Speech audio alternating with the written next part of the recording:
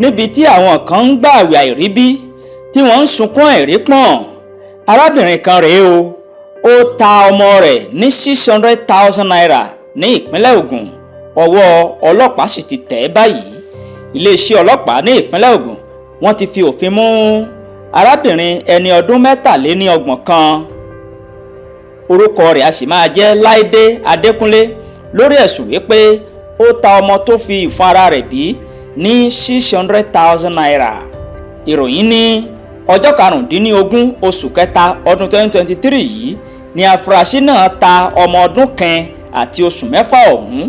Agbẹnusọ iléeṣẹ́ ọlọ́pàá Abímbọ́lá Oyèyẹmí ó sọ wípé ọwọ́ tẹ obìnrin ọ̀hún lẹ́yìn tí ọkọ rẹ̀ Nurenin Rasaq tó fi ẹjọ́ rẹ̀ sùn ní àgọ́ ọlọ́pàá tó wà ní ìlú Ṣàngó Ọ̀tà.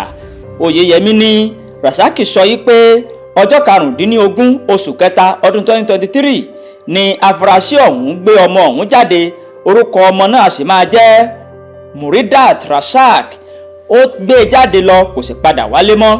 Ó fi kún un pé obìnrin náà kò lè ṣàlàyé ibi tó ta ọmọ ọ̀hún sí àti bó ṣe di àwátì lẹ́yìn tó gbé e kúrò nílé.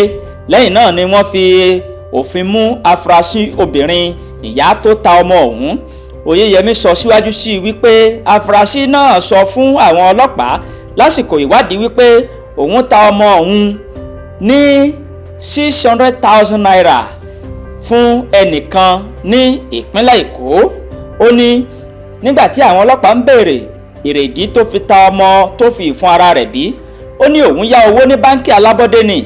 Àwọn báńkì yìí wọ́n sì ń fòòró ẹ̀mí òun, wọ́n ń béèrè owó tí òun yá lọ́wọ́ wọn.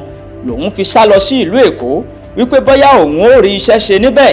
Ó nígbà tí òun dé ìlú Èkó, òun gbìyànjú láti máa ta omi inú ọ̀rá.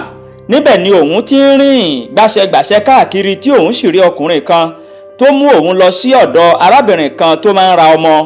Nígbà tí òun dé ọ̀dọ̀ arábìnrin yìí, òun ta ọmọ òun fún ní 600,000 naira.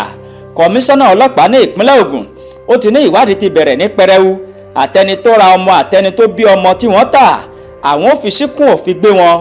Bẹ́ẹ̀ ni àwọn ò sì fi ojú wọn balẹ̀ ẹjọ́. Kọmíṣánná ọlọ́pàá ní ìpínlẹ̀ Ògùn ó wá ti sọ báyìí wípé kí wọ́n ó taari iṣẹ́ ìwádìí nípa títa ọmọ yìí fún àwọn ẹ̀ka tó ń ṣe ìwádìí ìwà ọ̀daràn ní ìpínlẹ̀ Ògùn.